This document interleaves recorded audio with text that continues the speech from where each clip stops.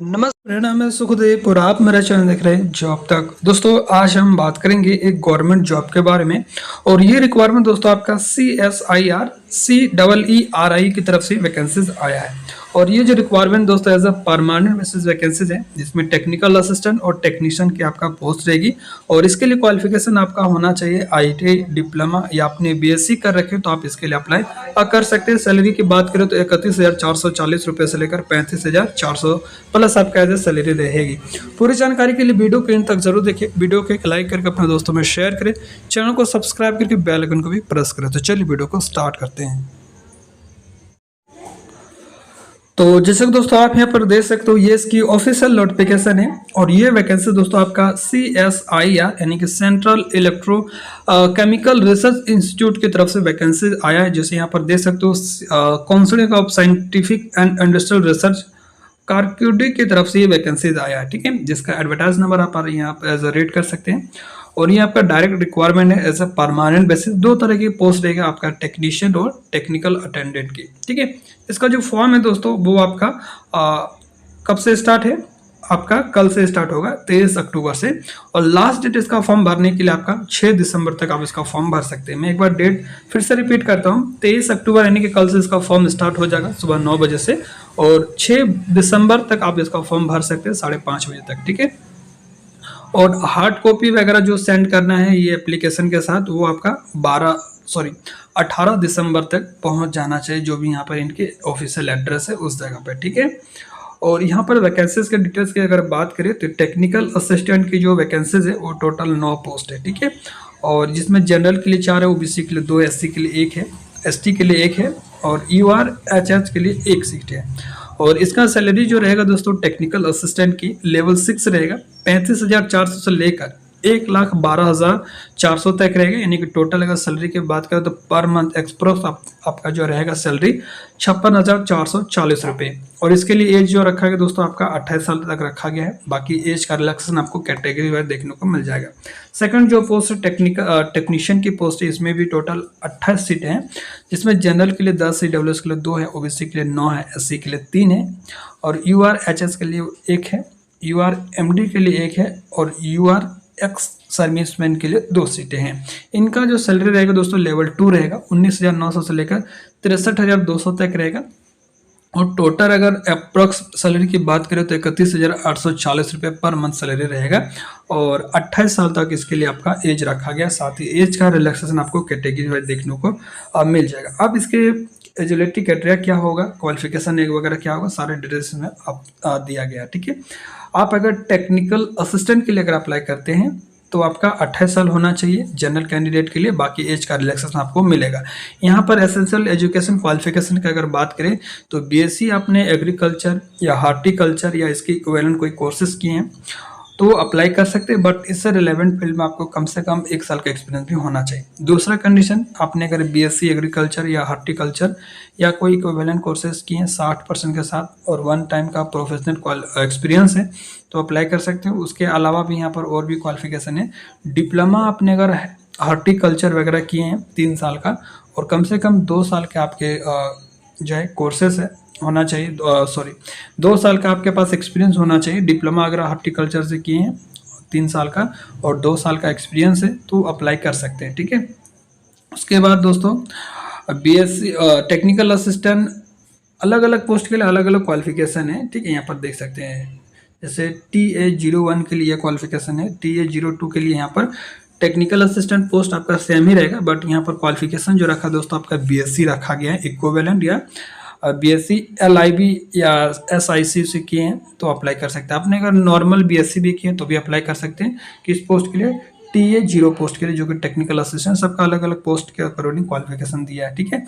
TA03 की अगर बात करें तो इसमें आपका टेक्निकल असिस्टेंट का पोस्ट रहेगा, बट इसके लिए जो है क्वालिफिकेशन होना चाहिए BSc मैथमेटिक्स या एस्थेटिक्स इक्विवेलेंट है तो अप्लाई कर सकते हैं। या आपने BSc मैथमेटिक्स या एस्थेटिक्स या कोई इक्विवेलेंट कोर्सेस है तो अप्लाई कर सकते हैं, बट आपके पास डिजायरेबल यहाँ पर रखा गया है कंप्यूटर ऑपरेशन वगैरह, ये सारी चीज़ें यहाँ पर एक बार अच्छा से देख लीजिएगा।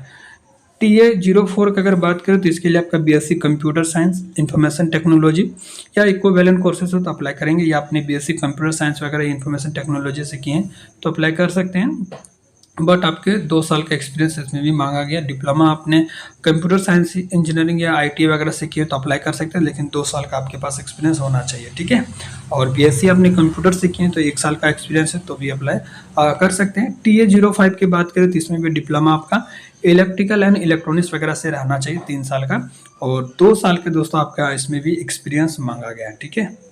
उसके बाद TA06 की बात करें तो इसमें आपका डिप्लोमा होना चाहिए मैकेनिकल वगैरह से, और 2 साल का आपका एक्सपीरियंस भी उसमें मांगा गया है। अब बात करते हैं टेक्नीशियन पोजीशन के लिए, ठीक है। तो यहाँ पर अलग अलग क्वालिफिकेशन है कोड के अनुसार से। आप अगर TE01 के लिए अगर अप्लाई करेंगे जिसमें टेक्नीशियन 1 पोस्ट रहेगा, और यहाँ पर टोटल इनका 3 सीट है।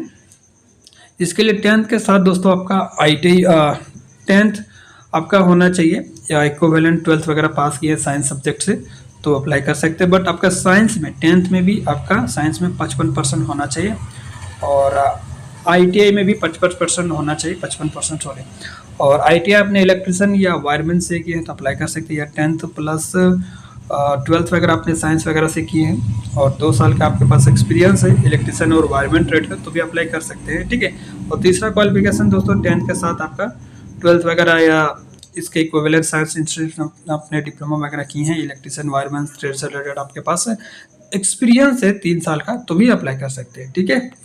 TE02 की अगर बात करें तो इसमें भी आपका क्वालिफिकेशन जो रखा गया दोस्तों 10th प्लस ITI सिविल या ड्राफ्ट्समैन वगैरह से रहना चाहिए, या आपने 10th पास है और सिविल से रिलेटेड आपके पास 2 साल का एक्सपीरियंस है तो भी अप्लाई कर सकते हैं, या 12th वगैरह या 10th से आपने ड्राफ्ट्समैन वगैरह से कहीं भी एक्सपीरियंस है आपके पास तो अप्लाई कर सकते हैं। TE03 की अगर बात करें तो आपका 10th के साथ आपका ITI फिटर ट्रेड से रहना चाहिए, बाकी इसके कोई इक्विवेलेंट क्वालिफिकेशन एक बार अच्छा से अपना देख लीजिएगा, ठीक है। TE04 की अगर बात करें तो इसमें भी आपका क्वालिफिकेशन होना चाहिए 10th के साथ ITI मशीनिस्ट ट्रेड से, ठीक है। और TE05 की अगर बात करें तो इसमें आपका पोस्ट टेक्नीशियन रहेगा, 2 सीटें है, और 10th के साथ आपका ITI होना चाहिए इलेक्ट्रॉनिक्स मैकेनिक से। और साथ ही दोस्तों आपके पास अगर ITI की हैं तो एक्सपीरियंस नहीं मांगा गया है, लेकिन 10th के साथ आपने अगर कोई कोर्सेज किए हैं तो इलेक्ट्रॉनिक्स मैकेनिक से तो कम से कम 2 साल का आपके पास एक्सपीरियंस रहना चाहिए, 10th के साथ इक्विवेलेंट साइंस सब्जेक्ट होना चाहिए और मिनिमम 55% और 3 साल वर्क एक्सपीरियंस चाहिए इलेक्ट्रॉनिक्स मैकेनिक ट्रेड से, जो मिनिस्ट्री या डिपार्टमेंट ऑफ ऑर्गेनाइजेशन या पब्लिक सेक्टर कोई भी सेक्टर से कम आपके पास एक्सपीरियंस होना चाहिए। आपके पास ITI और एक्सपीरियंस नहीं भी है तो भी अप्लाई कर सकते हैं, ठीक है। यहाँ पर देख सकते हो फर्स्ट में ही दिया है।